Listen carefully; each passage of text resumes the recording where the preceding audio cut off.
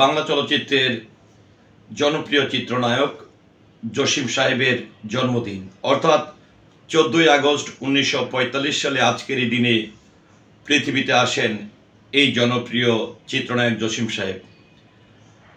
তো অনেকদিন ধরেই জসিম সাহেবকে আমরা হারিয়েছি, প্রায় 27 বছর হয়েছে তিনি পৃথিবীর মায়া ত্যাগ করে চলে গেছেন। তারপরেও সারা দেশের চলচ্চিত্র প্রেমীরা কিংবা চলচ্চিত্রের মানুষ কিংবা সহকর্মীরা সকলেই তাকে শ্রদ্ধা ভরে স্মরণ করেন। তো আজকে আপনাদেরকে একটি প্রশ্ন যদি আমি রাখতে চাই, সেটি হচ্ছে যে চিত্রনায়ক জসিম সাহেব শুধুই কি মাত্র একজন চিত্রনায়ক ছিলেন? না, চিত্রনায়ক জসিম সাহেব চলচ্চিত্রে যেমন অবদান রেখেছেন, তিনি এই দেশের জন্য, এই দেশের স্বাধীনতা এবং সার্বভৌমত্বেও কিন্তু তার বিশেষ ভূমিকা রয়েছেন। 1971 সালে মাত্র 26 বছর বয়সে তিনি মুক্তিযোদ্ধা হিসাবে জীবনের মায়া ত্যাগ করে এই দেশের জন্য যুদ্ধ করেছেন, যে যুদ্ধের ফলশ্রুতিতে আজ এই দেশ স্বাধীন হয়েছে। তো আমি একজন চলচ্চিত্র প্রেমী কিংবা চলচ্চিত্রের মানুষ হিসাবে প্রথমেই চিত্রনায়ক জসিম সাহেবের মতন একজন বীর মুক্তিযোদ্ধার জন্ম হওয়াতে আমি নিজেকে গর্ববোধ করছি। তো চলুন আমরা একটু চিত্রনায়ক জসিম সাহেব সম্পর্কে কিছু অজানা তথ্য জেনে নিব, যেটি আজকে তার জন্মদিন উপলক্ষে আমি আপনাদেরকে জানাতে চাই যে তার এমন কিছু কিছু অজানা তথ্য আছে যে তথ্যগুলো হয়তো বা আমরা অনেকেই জানি না। তো 27 বছর পরে এসে চিত্রনায়ক জসিম সাহেবের এই 1998 সালে কিন্তু তিনি পৃথিবীর মায়া ত্যাগ করে চলে গেছেন। তার যে চলচ্চিত্রের ক্যারিয়ারটি ছিল সেটি হচ্ছে 1972 থেকে 1998 সাল পর্যন্ত কিন্তু তিনি এই চলচ্চিত্রে অভিনয় করে গেছেন। আরেকটি বিষয় হচ্ছে, আপনারা কি জানেন যে চিত্রনায়ক জসিম সাহেব যেরকমটা অনেকটা মোটাসোটা ছিল, কিন্তু তার হাইটও কিন্তু অনেক ভালো ছিল। চিত্রনায়ক জসিম সাহেবের উচ্চতা ছিল 5 ফিট 11 ইঞ্চি। তো চলুন আমরা চিত্রনায়ক জসিম সাহেবের একটু প্রাথমিক জীবন সম্পর্কে জেনে নিই। জসিম সাহেব 1945 সালের 14ই আগস্ট তৎকালীন ব্রিটিশ ভারত বর্তমান বাংলাদেশ ঢাকার নারায়ণগঞ্জ উপজেলার বক্সনগর গ্রামে জন্মগ্রহণ করেন। তার প্রকৃত নাম আব্দুল খায়ের জসিম উদ্দিন। জসিম সাহেব 1971 সালে স্বাধীনতা যুদ্ধে একজন সৈনিক হিসাবে 2 নম্বর সেক্টরের মেজর হায়দারের নেতৃত্বে পাকিস্তানি হানাদার বাহিনীর বিরুদ্ধে লড়াই করেছিলেন। তো চিত্রনায়ক জসিম সাহেবের চলচ্চিত্র জীবন সম্পর্কে একটু আপনাদের সামনে উপস্থাপন করছি। চিত্রনায়ক জসিম সাহেব 80-র দশকে বাংলা চলচ্চিত্রের দর্শক প্রিয়তা অর্জন করেন। জসিমের চলচ্চিত্রে অভিনয় শুরু করেন দেবর চলচ্চিত্রের মাধ্যমে 1972 সালে। এই ছবিতে জসিম চলচ্চিত্র পরিচালকের দৃষ্টি আকর্ষণ করতে, অর্থাৎ এই যে দেবর চলচ্চিত্রটি, এই দেবর চলচ্চিত্রটিতে অভিনয় করতে যেয়ে কিন্তু তিনি পরিচালকের দৃষ্টিতে পড়েন বা দৃষ্টি আকর্ষণ করতে তিনি সক্ষম হন। 1973 সালে তিনি রংবাজ ছবিতে অ্যাকশন ডিরেক্টর হিসেবে কাজ করেন। তো আমরা কিন্তু অনেকেই জানি যে আসলে চিত্রনায়ক জসিম সাহেব শুধুমাত্র একজন নায়ক কিংবা খলনায়ক থেকে নায়ক হয়েছে, কিন্তু তিনি কিন্তু যেটাকে অ্যাকশন মানে ফাইট ডিরেক্টর বলেন, তিনি কিন্তু ফাইট ডিরেক্টর হিসাবেও কাজ করেছেন, যেটি এখানে বলা হয়েছে 1973 সালে তিনি রংবাজ ছবিতে অ্যাকশন ডিরেক্টর হিসাবে কাজ করেন। তিনি পরিচিত পান দেওয়ান নজরুল পরিচালিত দোস্ত দুশমন চলচ্চিত্রে খলনায়কে অভিনয় করে। খলনায়ক চরিত্রের মাধ্যমে চলচ্চিত্রে অভিনয় শুরু করলেও পরবর্তীতে নায়ক হিসেবে তিনি সফলতা পেয়েছিল। দোস্ত দুশমন ছবির সারা জাগানো হিন্দি চলচ্চিত্র শুলের পূর্ণ নির্মাণ ছবিটি তিনি গাফফার চরিত্রে অভিনয় করেছিলেন। খুদ শুলে ছবির নামকরা চরিত্র গব্বর সিংয়ের আদলে থাকা ভারতীয় খলনায়ক আমজাদ খান পর্যন্ত ভূয়সী প্রশংসা করেছিলেন চিত্রনায়ক জসিম সাহেবের। তার খলনায়ক অভিনয়ের সমাপ্তি ঘটে সবুজ সাথী চলচ্চিত্রের মাধ্যমে।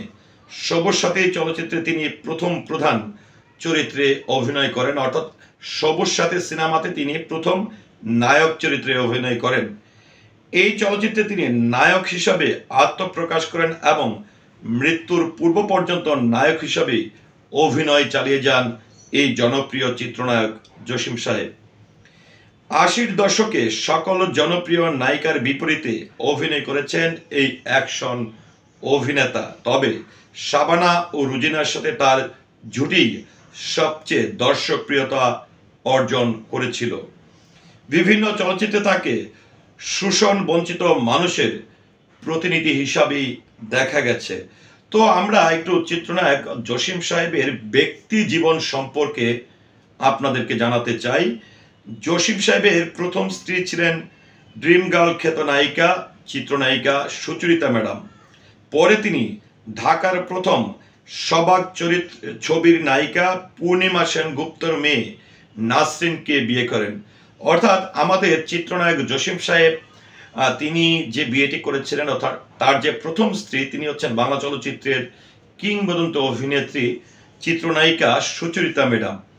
এবং সুচরিতা ম্যাডামের সঙ্গে তার বিচ্ছিন্ন হওয়ার পরে অর্থাৎ বিচ্ছেদ হওয়ার পরে তিনি সবাক ছবির নায়িকা পূর্ণিমা সেনগুপ্তর মেয়ে নাসরিনকে বিয়ে করেন এবং তিনি সর্বশেষ স্ত্রী ছিলেন। জসিমের 3 ছেলে রাতুল, রাহুল এবং সামি।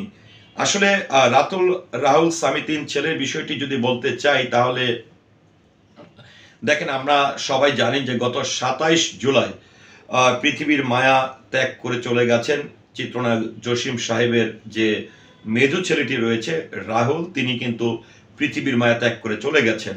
আরেকটি বিষয় হচ্ছে যে অনেকেরই হয়তো বা জানা নেই যে এই জনপ্রিয় চিত্রনায়ক জসিম সাহেবকে কোথায় আসলে সমাহিত করা হয়েছে। হ্যাঁ, বাংলা চলচ্চিত্রের এই জনপ্রিয় চিত্রনায়ক বীর মুক্তিযোদ্ধা জসিম সাহেবকে সমাহিত করা হয়েছে ঢাকাস্থ বনানী কবরস্থানে। ঠিক বাবার কবরে শায়িত করা হয়েছে চিত্রনায়ক জসিম সাহেবের মেজো ছেলে রাতুলকে, যার মধ্যে রাতুল ও সামি উই নট ব্র্যান্ডের বেসিস্ট ও ড্রামা, আর রাহুল ট্রেনেক ব্র্যান্ডের গিটারিস্ট। অর্থাৎ 3 জনই আসলে সঙ্গীতের সঙ্গে সম্পৃক্ত আছে। তো চিত্রনায়ক জসিম সাহেব আসলে কিভাবে মারা যান 1998 সালে, এটি একটু আপনাদের সামনে আমি উপস্থাপন করছি। চিত্রনায়ক জসিম সাহেব 1998 সালের 8 অক্টোবর মস্তিষ্কে রক্তক্ষরণজনিত কারণে পরলোক গমন করেছেন। জসিমের মৃত্যুর পর এফডিসিতে তার নামে একটি ফ্লোরের নামকরণ করা হয়। হ্যাঁ, কারণ অনেকে আমরা এফডিসিতে আসি, আপনারা যারা এফডিসিতে আসবেন আসার পরে আপনারা লক্ষ্য করবেন যে বাংলাদেশ চলচ্চিত্র শিল্পী সমিতি কিংবা একদমই অফিস বিল্ডিং অতিক্রম করে হাতের বাঁ পাশে পড়েছে 7 নাম্বার ফ্লোর, আর ডান পাশে পড়েছে 2 নাম্বার ফ্লোর। তো এই যে 2 নাম্বার ফ্লোরটি রয়েছে, যেহেতু চিত্রনায়ক জসিম সাহেব একজন বীর মুক্তিযোদ্ধা ছিলেন এবং বাংলা চলচ্চিত্রের একজন সফল চিত্রনায়ক ছিলেন, যার ফলশ্রুতিতে বিএফডিসির এই 2 নাম্বার ফ্লোরটির নামকরণ করা হয়েছে চিত্রনায়ক কিংবা বীর মুক্তিযোদ্ধা জসিম ফ্লোর। তো ভিউয়ার্স, আসলে আমি চিত্রনায়ক জসিম সাহেবের আজকের এই জন্মদিন উপলক্ষে আল্লাহ তাআলার কাছে প্রার্থনা করছি আল্লাহ তাআলা যেন তাকে সর্বোচ্চ জান্নাত প্রদান করেন। সেই সাথে চিত্রনায়ক জসিম সাহেবের অভিনীত কোন চলচ্চিত্রটি আপনি দেখেছেন কিংবা কি কারণে চিত্রনায়ক জসিম সাহেবকে আপনার ভালো লাগতো আশা করছি কমেন্টের মাধ্যমে জানাবেন। সেই সাথে পুরো ভিডিওটির সঙ্গে থাকার জন্য অসংখ্য ধন্যবাদ। আসসালামু আলাইকুম।